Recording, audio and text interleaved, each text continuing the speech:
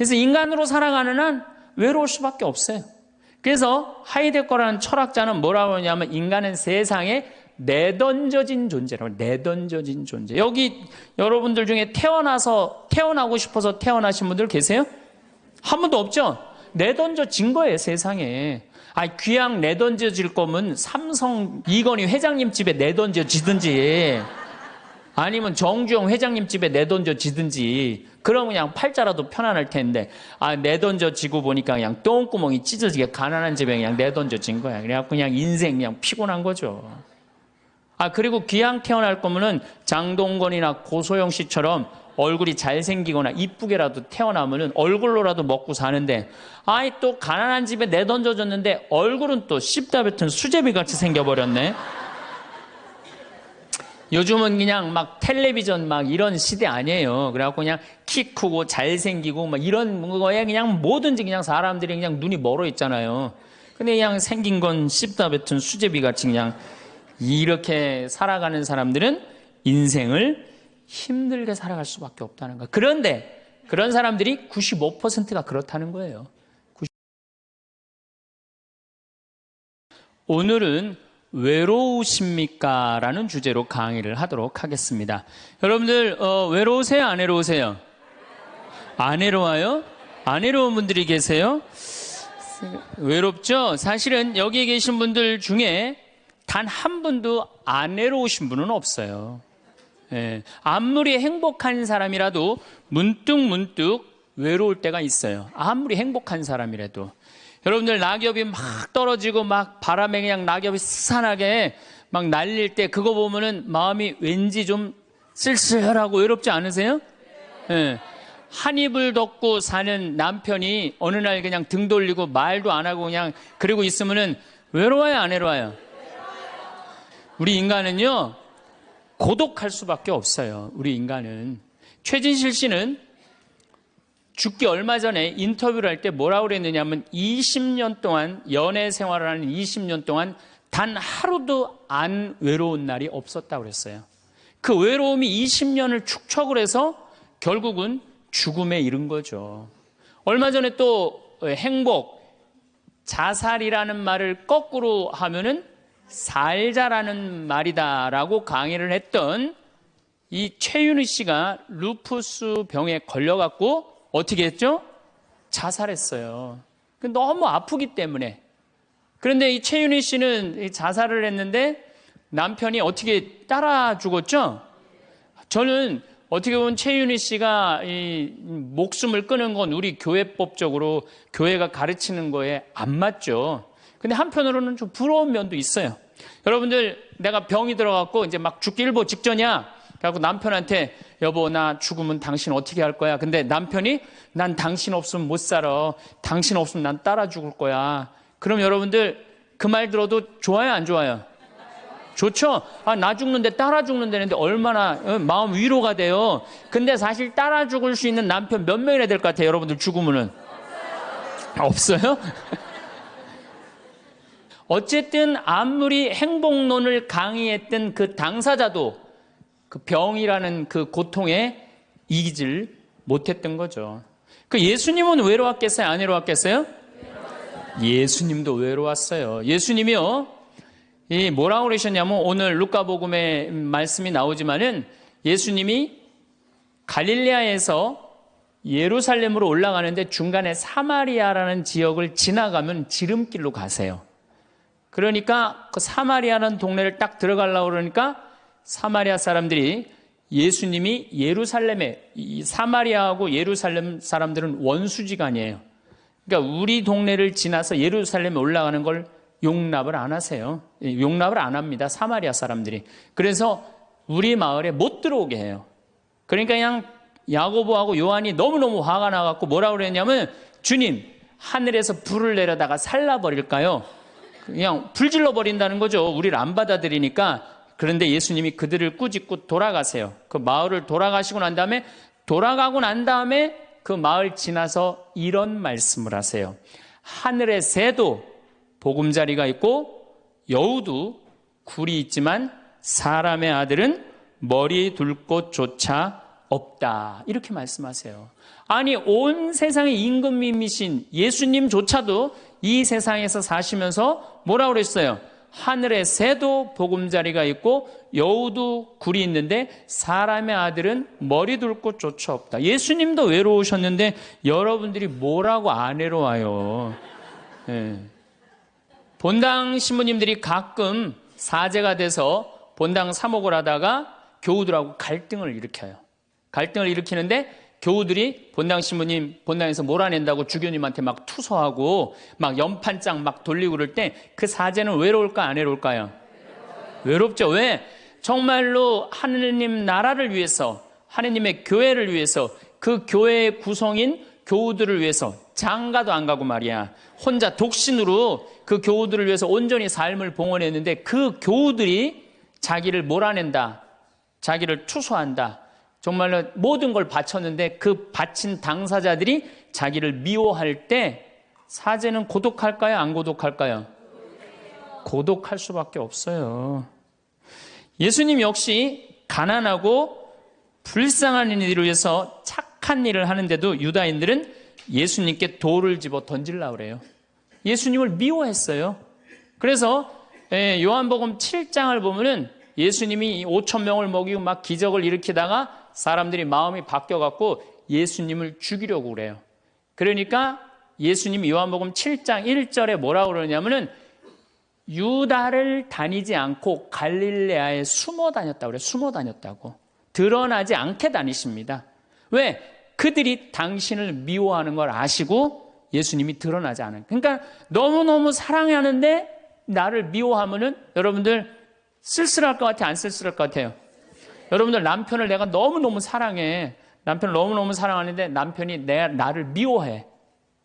내가 남편을 너무너무 좋아하는데 남편이 나를 미워해. 그러면은요, 그거 고독은요, 이루 말할 수가 없어요. 우리가 언제 주로 살아가면서 고독할까요? 첫 번째 외로움을 느끼는 것은 사랑하는 사람에게서 버림받았을 때 외로움을 느낀다 그래요. 사랑하는 사람. 부모님한테 버림받은 사람들 많죠? 부모님한테 버림받은 사람들 얼마나 많아요. 요즘 보육원에 그냥 자기 아이 버리고 그냥 가는 부모님들 얼마나 많아요. 그리고 이혼하고 그냥 엄마가 보따리 싸들고 그냥 도망가는 엄마들 얼마나 많아요. 그런 아이들 상처가 얼마나 크겠어요. 세상에 천하에 엄마가 나를 버렸다, 아버지가 나를 버리고 갔다, 그들의 마음의 상처는 이루 말할 수가 없죠. 또 사랑하는 애인이 배반하고 가버렸어. 사랑하는 애인이 배반하고 가버렸어. 그러면은 아파요, 안 아파요? 아프죠? 친구가 나를 배반하고 가버렸어. 이거 굉장히 괴로운 거예요. 내가 정말로 너무너무 사랑하는데 결혼하고 싶은 정말로 남자가 있어. 근데 부모님이 반대해갖고 헤어져야 돼. 아파요, 안 아파요? 굉장히 아파죠. 압살롬이 반란을 일으켜요.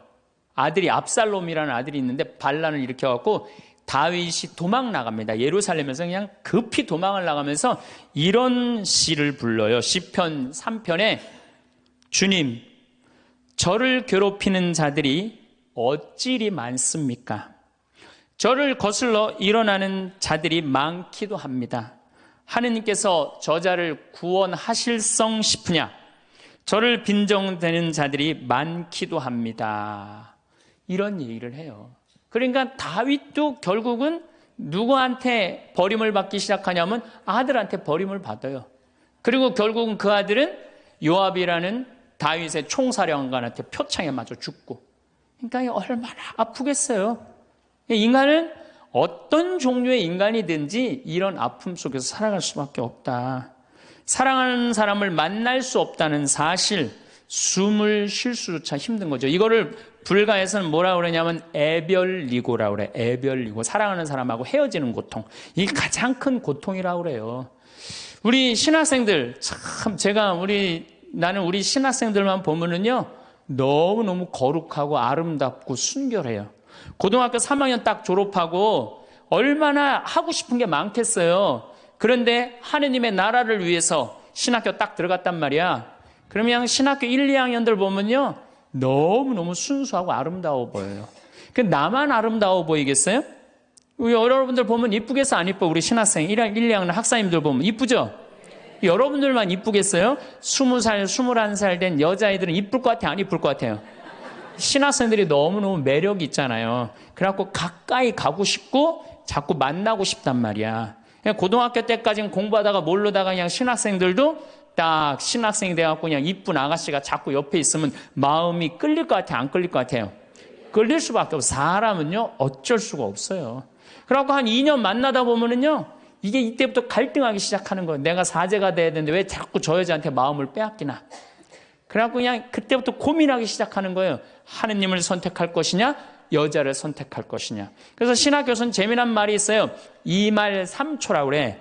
2학년 말, 3학년 1학기, 3학년 초, 요때가 가장 신학생들이 갈등을 많이 할 때예요. 그래갖고 이때 여자를 떠나보내면 이제 4학년, 5학년 쭉 군대 가면서 이제 사제 길로 가는 거예요. 근데 이때 그냥 이 여자를 따라가면 이제 신학교 나가는 경우가 많죠. 그래갖고 그냥 그 젊은 나이에 그 피 끓는 뜨거운 애정을 끊고 사제가 되니 애별리고의 고통을 안 겪은 사제가 몇 명이나 될 것 같아요. 그러니까 서품 때 보면 그냥 누워갖고 그냥 이 깔고 그냥 그 여자 떠나보낸 여자 생각하고 그냥 가슴이 아파서 우는 거예요. 모든 걸 떠나보내야 돼. 인간이 얼마나 이게 힘든 건데요. 그러니까 여러분들 신부님들한테 잘하세요. 괜히 주교님한테 편지 쓰고 그러지 마시고.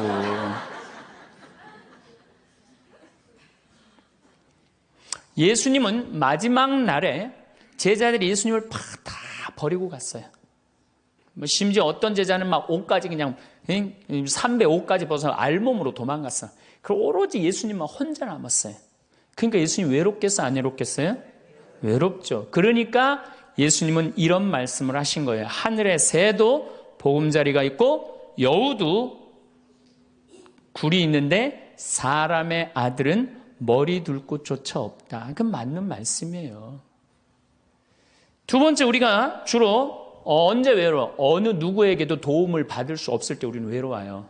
내 아들이 정말 병이 걸려갖고 이제 수술을 해야 되는데 병원비가 없어. 그래갖고 그냥 정말로 친하다는 친구한테 가갖고 우리 아들이 지금 수술을 해야 되는데 병원비가 없으니까 병원비 좀 꿔줘. 정말 친하다고 생각했던 친구가 이런 지하에 나는 돈 없어. 미안해. 그리고 그냥 돌아서 나올 때 쓸쓸합니까? 안 쓸쓸합니까? 심지어 어머니 뱃속에서 같이 태어난 형제한테 도움을 청했는데도 그 형제가 집을 잡혀갖고 대출이라도 받아서 해줘도 전찬을 판국인데 냉정하게 돈 없다고 거절당할 때 우리 인간은요, 그럴 때 세상에 홀로 떨어져 있는 그런 기분을 드는 거예요. 또 언제 외로워요? 내가 40살, 이제 45, 46이 돼갖고 애 대학도 들어가야 돼갖고 학비도 지금 등록금도 준비해야 되고 아파트 부금도 보여야 되는데 그냥 직장 상사가 부르더니 해고 통지를 딱 했어. 그럼 이 40대 가장은 얼마나 쓸쓸하겠어요. 갈 데가 아무 데도 없는 거죠. 대학이라고 졸업은 해놨는데 나를 필요로 하는 데가 아무 데도 없네. 아무리 그냥 원서 지원서를 100통을 써도 그냥 나한테 연락해주는 사람 하나도 없어.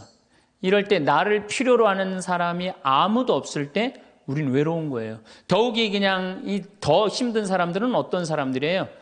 철거민들. 갈 데는 없고 겨울은 다가오는데 그냥 내가 그냥 집을 다 부셔갖고 쫓겨날 때 그들의 그 외로움은 이건 또 이루 말할 수가 없죠. 그래서 인간으로 살아가는 한 외로울 수밖에 없어요.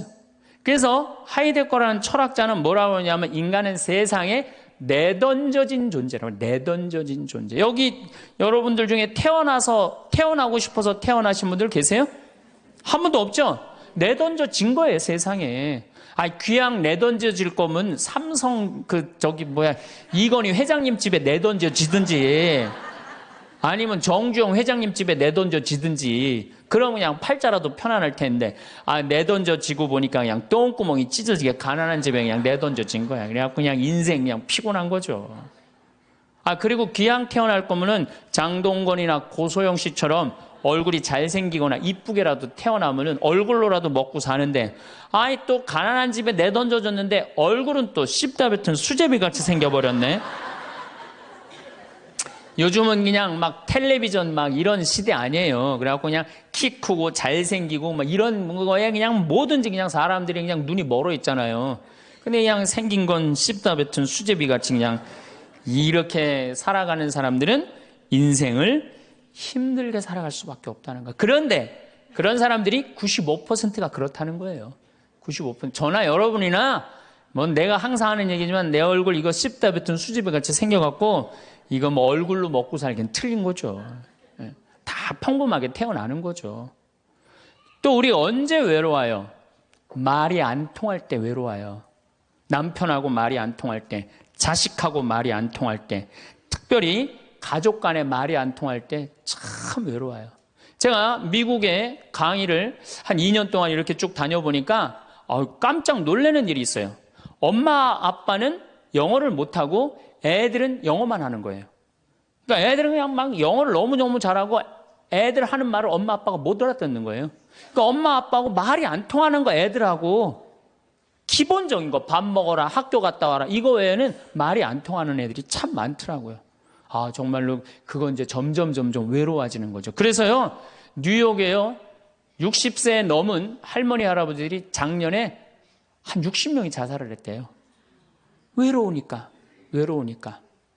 우리 생태마을에 교감 선생님이 3개 국어를 해요. 생태학교라는 걸 운영하거든요. 3월 달부터 12월 달까지 우리 농사 짓고 기숙사 생활하고 생태 영성 배우고 이런 생태학교를 운영하는 이제 교감 선생님이 미국에서 스카웃을 해왔어요. 스카웃을 해왔는데 이 교감 선생님 아들이 미국 컬럼비아 대학 4년 장학생이에요. 미국에서 태어난 거죠. 나도 한번 만나봤는데 애가 굉장히 괜찮아요. 근데 애가 이제 아버지 생일날 카드를 보낸 거예요. 한글을 배워서 삐뚤삐뚤한 글씨를 써갖고 편지를 보냈는데 딱 3줄 보냈어요. 아버지 사랑합니다. 아버지 생일 축하합니다. 그리고 맨 끝에 뭐라고 썼느냐면은 네 아들 윤진이가 이렇게 해서 보냈더라고요. 말이 안 통하는 거지. 말이 안 통하는 거지. 한국에서 보면은 그런데 이게 미국 사회에서만 서로 말이 안 통하는 게 아니야. 한국에서도 퇴근을 했는데 부인이 남편을 투명인간 취급하는 부인들 많아요. 들어오거나 말거나 말도 안 하고 그냥 밥 차려놨으니까 먹으라고 그러고 사람 그냥 투명인간 취급하는 경우 많죠. 그렇죠? 자식들도 집에 와서 엄마 아버지한테 다소곳하게 하지 않고 자기 방에 쑥 들어가고 하루 종일 한 가족이 집에 살면서 5분 이상 대화를 안 한다는 거 아니에요. 이게 말이 안 통하니 이 집이 외롭겠어요? 안 외롭겠어요? 모이면 하루에 있었던 일 얘기하고 서로 그냥 다정하게 대화를 나눠야 되는데 우리가 지금 말이 안 통해 서로. 그 외로울 수밖에 없죠. 또 언제 외로워요? 이게 이제 저하고 여러분들하고 공통적으로 느끼는 거예요. 늙어가는 걸 느낄 때. 내가 뭔가 하나씩 뺏겨가는 걸 느낄 때 그때 외로워요. 내 젊음이 하나하나 떨어져 가는구나. 제가 굉장히 눈이 좋았어요. 1.5, 어떨 땐 2.0까지 나왔어요. 근데 요즘 핸드폰에 메시지가 오면은 일단은 내가 인상을 써요. 인상을 쓰고 이렇게 멀리 보기 시작해. 안 보이는 거, 글자가. 심지어는 내 동창들은요, 돋보기를 쓰는 동창들도 있어요. 벌써. 그래서 너 왜 돋보기를 쓰냐고 하니까 노안이 와갖고 신문이 안 보이는 거예요. 그 돋보기를 쓰고 있는 동창을 보면요, 슬프더라고요. 늙어가니까. 제가 젊었을 때 몸에 테스토스테론이 흘러 넘쳤어요. 진짜 남자다웠어요. 그래갖고 내가 눈물이라고는 한 방울도 안 흘렸어요. 얼마나 눈물을 안 흘리냐면 고등학교 2학년 때 우리 어머니 아버지가 내가 신학교 들어가기 전까지는 성당에 안 다니셨어요. 그러니 이해가 안 됐잖아요. 반대한다고 어머니가 막 약 먹고 자살하고 막 정말로 아버지가 그 막 죽어가는 어머니를 막 끌어안고 저를 보고 뭐라고 그랬느냐면 울면서 제발 신학교 안 간다는 소리 좀 해라. 내가 그랬는데도 눈물 한 방울 안 흘린 놈이에요, 내가. 물론 우리 어머니 아직도 안 돌아가셨어요. 아직도 안 돌아가시긴 했는데 이상한 일이 벌어졌어요. 내 몸에서 이제 테스토스테론은 안 나오고 남성 호르몬은 안 나오고 에스트로겐, 여성 호르몬이 나오는 모양인 것 같아요. 지난 2월 달에 우리 김연아 선수가 동계올림픽 금메달 땄잖아요. 따갖고 그냥 더욱이 또 우리 세례 받았잖아. 근데 내 딸이 그냥 금메달 따갖고 그냥 동해물가 올라가는데 그냥 그 묵주 반지가 딱 보이는데 눈물 한 방울 딱 떨어지는데, 아니 김연아 선수 눈물 한 방울 떨어지는데 왜 내 눈에서 눈물 10방울이 떨어져? 자동이야, 자동. 요즘은 그냥 텔레비전에서 슬픈 것만 봐도 어떻게 돼요? 눈물이 뚝뚝 떨어져요. 내가 이제 늙어가고 있는 거예요. 네. 내 몸에서 이제 여성 호르몬이 나와갖고 자꾸 감성적으로 되는 거예요. 감성적으로. 반대로 여자들은 몸에서 이제 에스트로겐은 안 나오고 테스토스테론이 나와요. 남성 호르몬이 나와요. 그래갖고 50 넘은 여자들을 보면요, 여자 같은 여자는 하나도 없어요. 깡패 같은 여자들만 그냥 천재 있어요. 깡패 같은 여자. 그냥 몸에서 근데 에스트로겐이 빠져나가면은요, 여성 호르몬이 빠져나가면은요, 기억력도 같이 빠져나간대. 기억력도. 그래갖고 그냥 장을 보러 나가야 되는데 그냥 지갑을 어디다 놔뒀는지 알 길이 없는 거야. 온 집안을 다 뒤져도 지갑이 없는 거예요. 그래갖고 열받는다고 냉장고 딱 열어보니까 김치통 위에다 지갑 딱 올려놔. 아이고, 내가 왜 이럴까? 내가 왜 이럴까?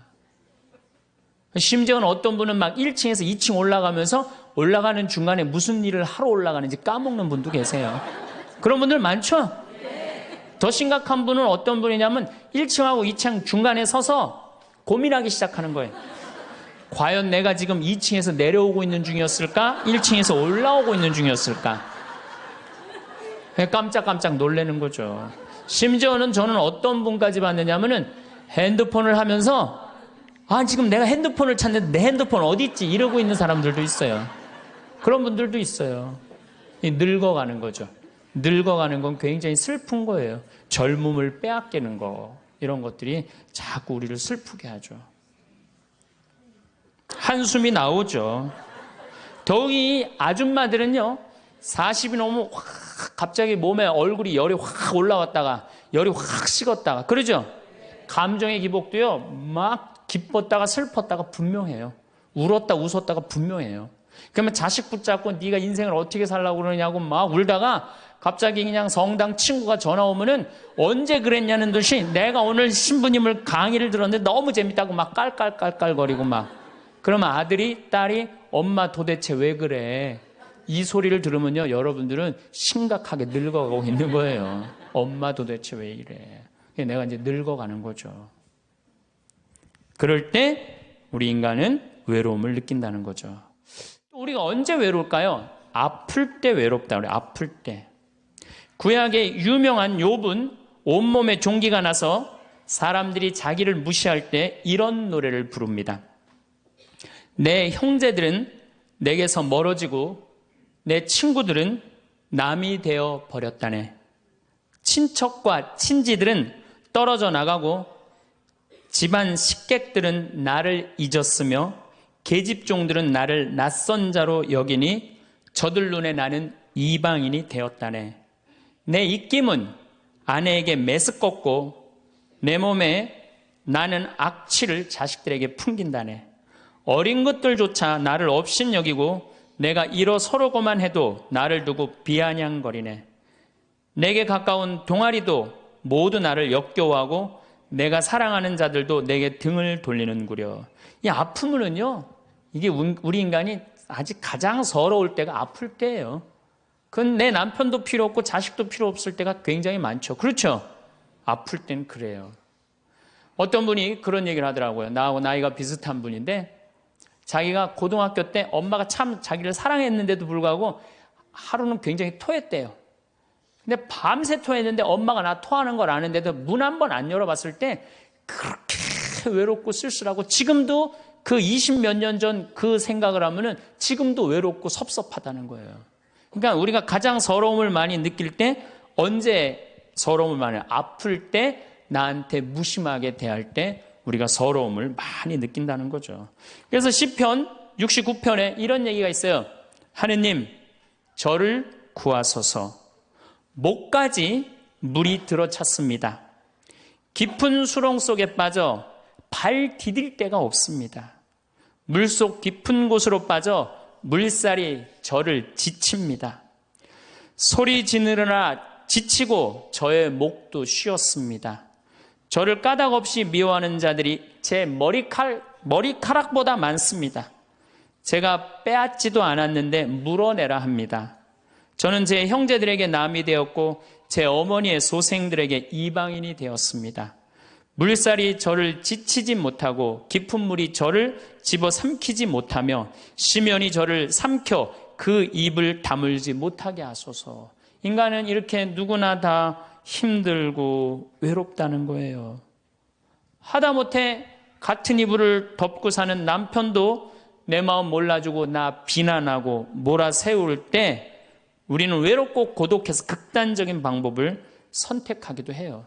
여러분들 어때요? 우리 여기 자매님들 많으신데 남편 생일에 미역국 끓여주고 자식 생일에 미역국 끓여주고 시부모 생일에 미역국 다 끓여줬어. 근데 정작 내 생일을 미역국 끓여주는 사람 있어요? 네, 없죠? 그래도 내 생일인데 그래도 그냥 생일이니까 그냥 미역국 자기가 이제 끓이는 거야. 근데 아무도 몰라. 미역국 왜 끓였어? 그리고 앉아서 먹는데 그냥 그 미역국을 떠서 먹는데 눈물이 뚝뚝 미역국에 떨어져요? 안 떨어져요? 아무도 나를 몰라줄 때. 그래서 외로움을 많이 느끼는 분들이 여성 주부들이 많이 느낀대요. 애들은 공부하러 학교 다니고 남편은 직장 다니고 빈집을 지키고 있으면 그렇게 쓸쓸하대요. 그래서 이걸 뭐라고 그러냐면은 빈둥지 증후군이 있대요. 빈둥지 증후군. 빈둥지에서 그냥 혼자 그냥 굉장히 그러니까 40대 50대 주부 우울증이 그렇게 많은 거예요. 네, 그분들이. 그런데 놀랍게도 독신으로 사는 여성보다는 결혼한 여성이 더 외롭대요. 독신으로 사는 혼자 사는 여자는 자기가 처음부터 외로울 거라고 생각을 하고 혼자 그냥 미역국 끓여 먹으면 당연하게 생각을 하는 거야. 근데 결혼한 사람은 바라는 게 많잖아요. 근데 남이 안 해주면 더 외로운 거야.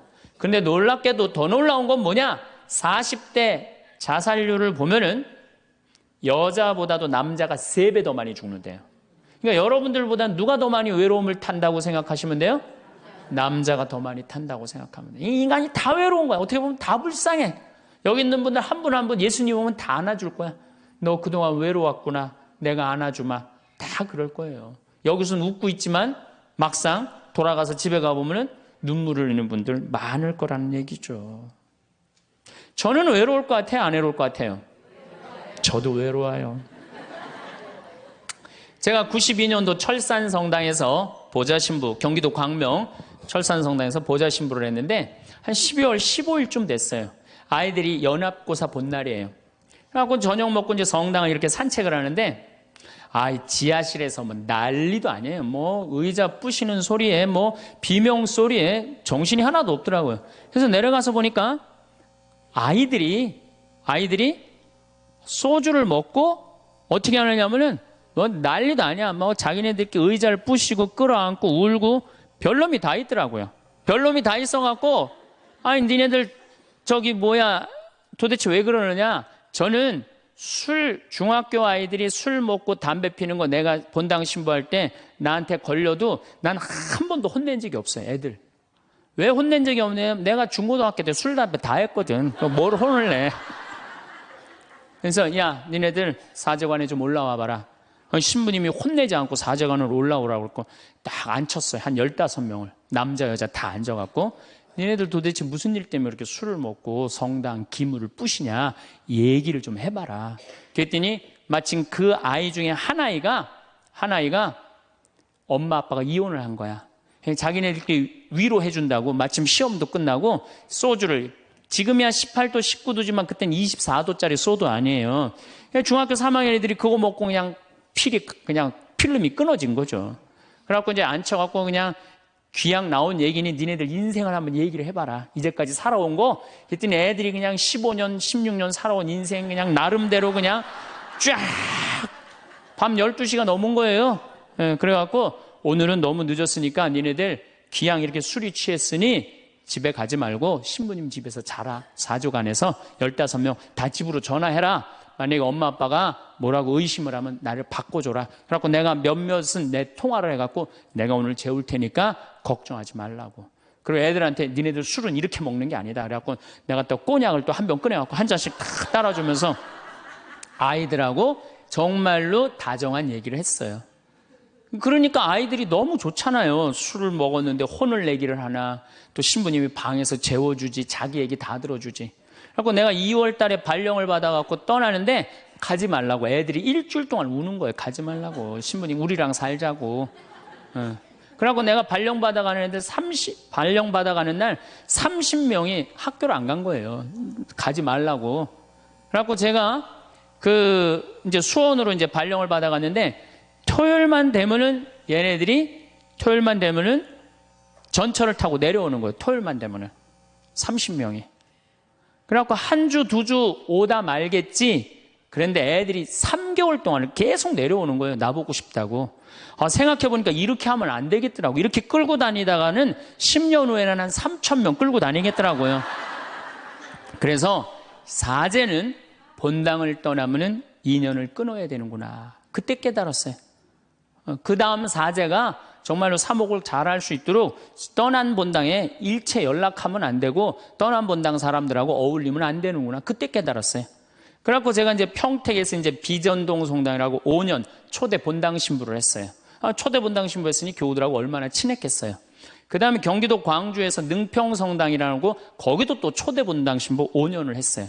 10년을 본당 신부로 하고 제가 지금 강원도 평창에 이제 갔잖아요. 6년 전에. 평창에 갔는데 내 첫 영명 축일 때 교우들이 신부님 축일 축하한다고 몇 명이나 왔냐면 200명이나 온 거예요. 기분이 너무너무 좋더라고요. 이야, 나를 잊지 않고 이렇게 200명이나 와줬구나. 그렇지만 저는 연락은 안 해, 개인적으로. 근데 둘째에 150명으로 줄어들었어요. 내 축일에. 셋째에는 100명으로 줄어들더라고요. 뭐 계속 연락은 안 하니까 넷째 해는 50명으로 줄어들었어요. 작년에는 30명으로 줄어들더니 올해 내 축일에는 17명이 딱 앞에 그냥 쭉 한 줄 앉아 있는데 외롭더라고요. 근데 사실은 그 200명에서 17명까지 줄어들 때 누가 연락을 안 하고 산 거예요? 내가 연락 안 하고 산 거예요. 사실은 그 외로움을 누가 먼저 만들었냐면 내가 먼저 만드는 거예요. 여러분들 외로운 분들 보면은요, 사실은 어떻게 보면은 다 본인이 담을 쌓고 살기 때문에 외로운 거지, 본인이 마음에 담을 허물면요 절대 안 외로워요. 근데 담 쌓고 사는 경우 많죠. 형제나 친척이 잘못하면은 내가 니네들하고 연락하고 사나 봐라. 그리고 딱 인연 끊어버리잖아요. 그러니까 우리가 외로움은 점점 우리를 더 힘들게 만들어요. 대한민국 사람들이 굉장히 외로운 것 같아요. 대한민국의 명장면이 하나 있어요. 저는 이해가 안 가는 장면 하나 있어요. 대한민국 사람 참 외롭구나. 대한민국 아줌마들이 외롭구나를 느끼는 장면 하나가 있어요. 그게 뭐냐면 연예인들 군대 갈 때예요. 아니, 연예인들 군대 가는데 왜 아줌마 500명이 따라가? 자기 아들 군대 가는 것도 아닌데. 그래갖고 그냥 거기다가 막 기다린다고 그러고. 그러니까 어디 마음을 열어놓을 데가 없는데 그 연예인한테 마음을 열어놓고 사는데 그 연예인이 2년 동안 안 보인다고 그러니 얼마나 슬퍼. 그러니까 그 앞에서 우는 거예요. 참 그 슬픈 장면이죠. 이렇게 만만치 않은 인생살이 살아가기 힘들 때 사람들은 극단적인 방법을 택합니다. 너무 외로울 때, 절망이 끝에 달할 때, 키에르 케고로라는 철학자는 죽음에 이르는 병을 절망이라고 그래요. 절망. 외로움에서 끝에 아무도 내 옆에 없구나. 이런 절망에 할 때 죽음에 이른다는 거죠. 근데 우리나라는 놀랍게도 자살률이 세계 1위예요. OECD 국가 중에 자살률이 세계 1위예요. 얼마나 많이 죽느냐면은 1년에 15,413명이 죽어요. 1년에. 그러니까 무슨 얘기냐면은 하루에 50명씩 죽는다는 얘기예요. 하루에 50명씩. 그것도 자살로 50명씩 죽는 거야. 초, 중고등학교 학생 자살 세계 1위예요. 하루에 거의 1.5명씩 죽어요. 40대 자살률 세계 1위예요. 하루에 거의 8명씩 죽어요. 60대 자살률 세계 1위예요. 하루에 12명 정도 죽어요. 더욱이 60세 우리 할머니 할아버지들 30대 40대 이 죽는 거의 원인의 1위는 뭐냐면요 자살이에요. 자살. 근데 60세는 10만 명당 미국이 10명에서 11명 자살합니다. 일본이 10만 명당 35명 자살해요. 근데 우리나라가 10만 명당 몇 명이 자살하냐면 71명이 자살해요. 그러니까 대한민국의 할머니 할아버지들이 더 외로운. 그러니까 우리나라는 애들도 외롭고 어른들도 외롭고 할머니 할아버지도 외로운 거예요. 그러니까 자살하는 거죠. OECD 경제개발협력기구 국가 중에 자살률이 제일 없는 나라가 어느 나라냐면 그리스라는 나라예요. 이 나라는 몇 명이 자살하느냐면 10만 명당 2.6명이 자살을 해요. 2.6명이. 근데 우리나라는 10만 명당 몇 명이 자살하면 28명이 자살해요. 대한민국이 이게 외로움병이 너무 센 거예요. 그러니까 10만 명당 28명이나 자살을 하는 거죠. 여러분들 죽는 원인을 보면 1위가 암이야. 암. 1위가 암이고 2위가 뇌질환이야. 뇌질환. 3위가 심장질환이에요. 3위가 심장질환. 4위가 뭐냐면 바로 자살이에요. 그러니까 자살은 큰 병이라는 거죠.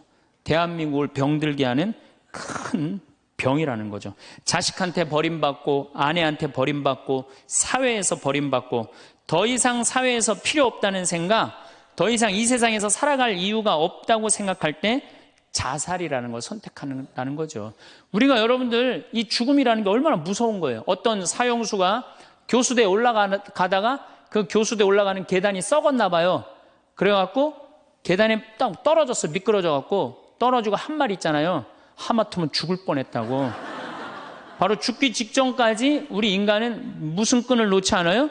삶의 끈을 놓지 않아요. 그럼에도 불구하고 죽음을 선택한다는 건 그만큼 괴롭다는 거예요. 그러니까 대한민국이 자살이 많다는 이유는 뭐냐면은 누가 잘못 사는 거냐면 우리가 잘못 사는 거예요. 우리 종교인들이 잘못 살아서 그래요. 아니 그런 외로운 사람들 위로가 되려고 예수님이 이 세상에 왔는데 우리가 위로가 안 되는 거죠. 그러니까 그냥 끈이 없다고 생각하니까 그냥 목숨을 끊는 거죠. 얼마 전에 유명 교수님이 왕따 당한다고 목숨을 끊었어요. 또 서울대학 다니는 아이들도 외롭다고 죽는 아이들도 많아요. 그러니까 외로운 거는 못난 사람들도 외로움을 느끼지만 어떤 사람들도 외로움을 느껴요? 잘난 사람들도 외로움을 느껴요.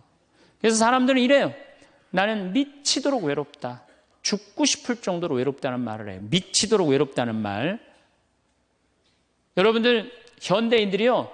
한 번은 60% 정도는 살아가면서 우울증에 걸린대요. 한 번은. 여기 계신 분들 중에 지금 군대 가는 아이들 멘탈 테스트를 해보면요. 한 50% 이상이 한 번은 제정신이 아닌 상태래요. 멘탈 테스트를 해보면은. 그러니까 여기 계신 분 두 분 중에 한 분은 지금 제정신이 아닌 거예요. 반은 제정신 아닌 상태로 지금 앉아 있는 거예요. 신부님, 저는 제정신인 것 같은데요. 그분은 완전히 도루신 분이에요. 왜 제정신이 아닌 상태에서 우리가 지금 살고 있느냐? 텔레비전 보면요. 기가 막힌 거 많이 나와요. 보험금 타먹는다고 한 10년 전에 자식 손가락 자른 아버지 생각나시죠? 네. 그리고 얼마 전에는 초등학교, 중학교 애들이 초등학교를 발로 차갖고 그냥 공중에 뜬 거 재밌다고 동영상 찍어갖고 올려놓은 그 제정신이에요? 제정신 아니에요? 제정신 아니에요. 부모가 자식 죽이고 자식이 부모 죽이고 남편이 아내 죽이고 아내가 남편 죽이고 이게 우리가 다 제정신이 아니에요. 100년 전 조선시대 사람들을 데려다 놓고 100년 전 조선시대 사람을 데려다 놓고 한번 여러분들 요즘 사회 뉴스를 한번 보게 하세요. 그 사람 미칠 것 같아요? 안 미칠 것 같아요? 근데 여러분들은 그거 매일 죽이고 살인하고 강간하고 뭐 아이들만 성추행하고 이러는 거 보는데도 여러분들 왜 안 미쳐요? 이미 어느 정도 미쳐 있어. 미쳐 있기 때문에 그걸 봐도 안 이상한 거예요. 그러니까 우리가 잃어버린 마음을 찾아야 된다는 거죠. 잃어버린 마음을.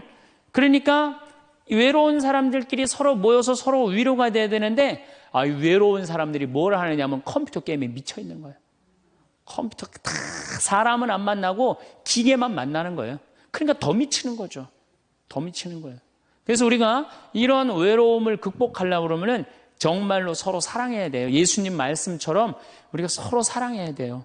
서로를 배려해주고 서로를 신경 써주고.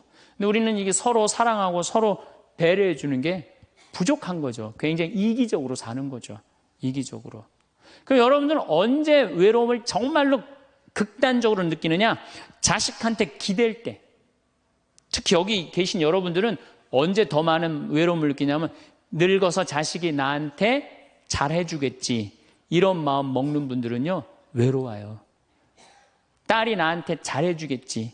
늙어서 나 용돈도 주고 내가 고생해서 키워놨으니까 나 호강시켜주겠지. 이런 생각하는 분들은요, 외로울 수밖에 없어요. 자식은요, 잘 키워도 소용없고 못 키워도 소용없는 게 자식이에요. 자식은 그저 고등학교 3학년 때까지 키우고 끝나야지 그 다음 욕심내면요, 여러분들 외로울 수밖에 없어요. 그러면은 못 키운 자식이 왜 소용없어요?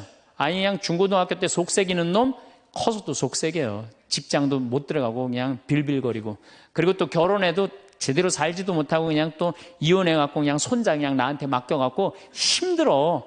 그러니까 자식은 못 키우는 자식 소용없어요. 그러면은 잘 키우는 자식은 왜 소용없느냐? 잘 키운 건 더 소용없어요.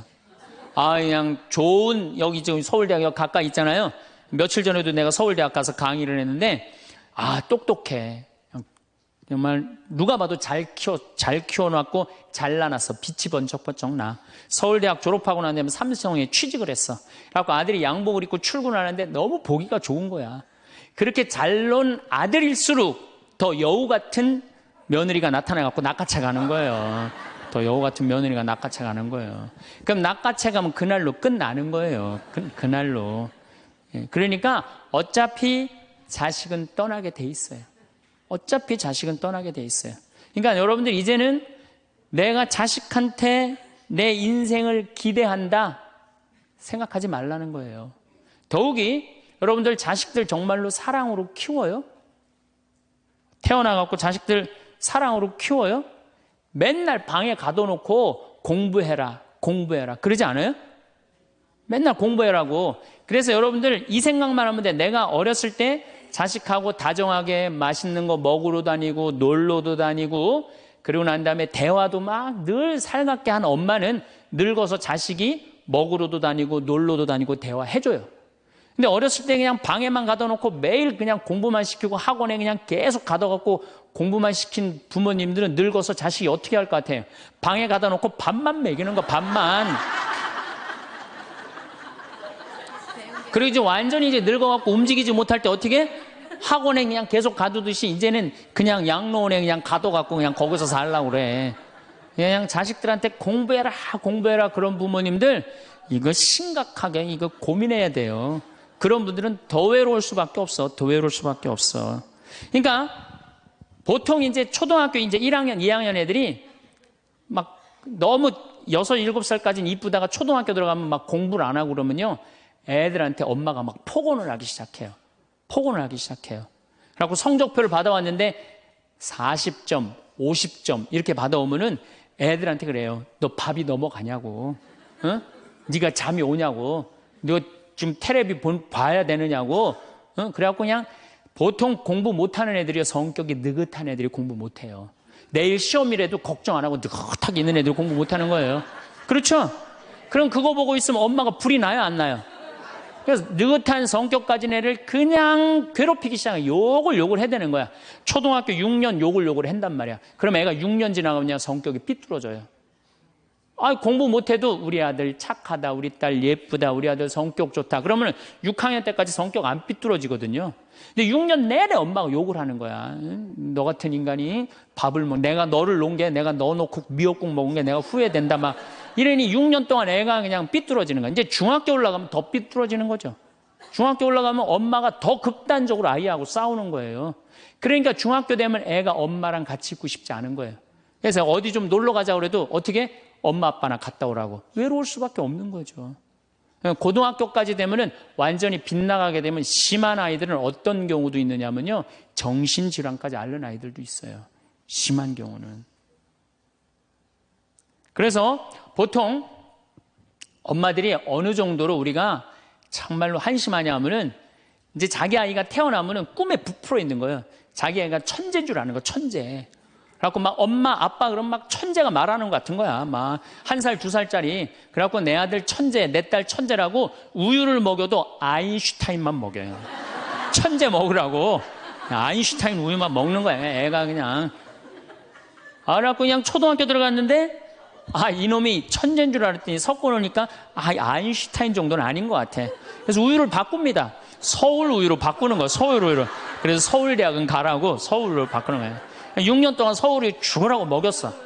근데 중학교 올라갔더니 이게 컴퓨터 게임에 빠지기 시작하네. 그래갖고 그냥 성적이 보니까 이거 뭐 영 아닌 것 같아. 그래서 엄마가 마음을 또 바꿔. 연세우유로 바꿔. 연세우유로. 연세우유로. 고등학교 들어가 보니까 이건 뭐 진짜 아니야. 그래갖고 그래도 엄마가 포기를 못하고 무슨 우유를 먹이냐면 건국 우유를 먹어요. 건국 우유를. 근데 사실은 이 우유까지는 괜찮아요. 건국 우유까지 서울에 있는 학교에 가면요. 서울대학이에요. 이 지방에 다 가거든요. 고등학교 3학년 때는 이건 건국 우유도 안 될 것 같아. 그래갖고 그냥 최종적으로 정말로 애절한 마음으로 먹이는 우유가 뭔지 아세요? 저지방 우유예요. 저지방 우유. 지방대학은 가지 말아라.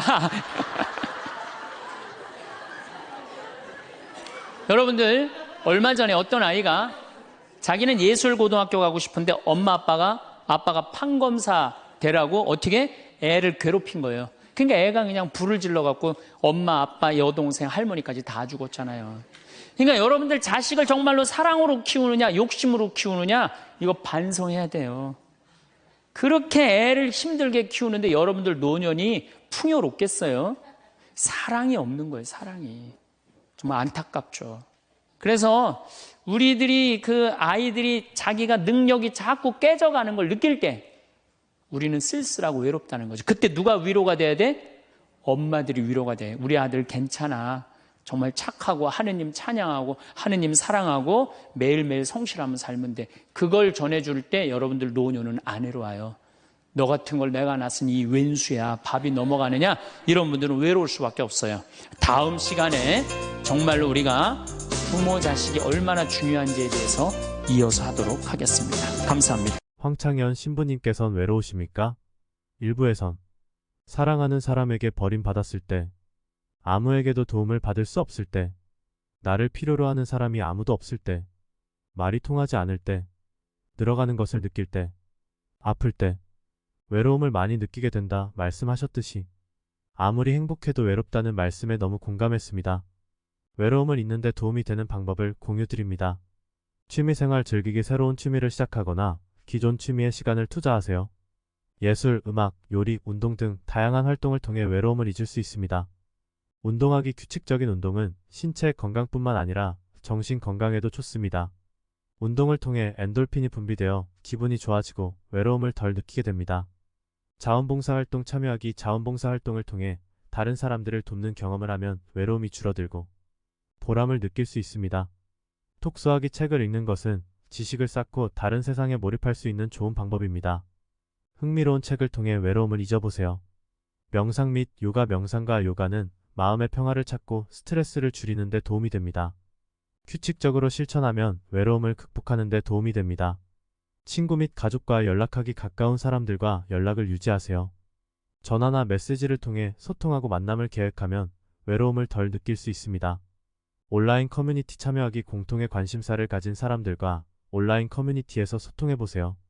비슷한 취미나 관심사를 가진 사람들과 교류하면 외로움이 줄어듭니다. 자신을 돌보기 규칙적인 수면, 건강한 식습관, 적절한 휴식 등 자신을 돌보는 데 신경 쓰세요.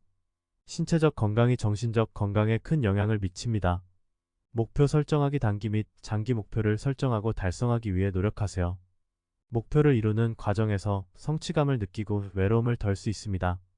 이 방법들을 통해 외로움을 극복하고 더 행복하고 만족스러운 삶을 누리시길 바랍니다. 오늘도 건강과 평안이 함께. 감사합니다.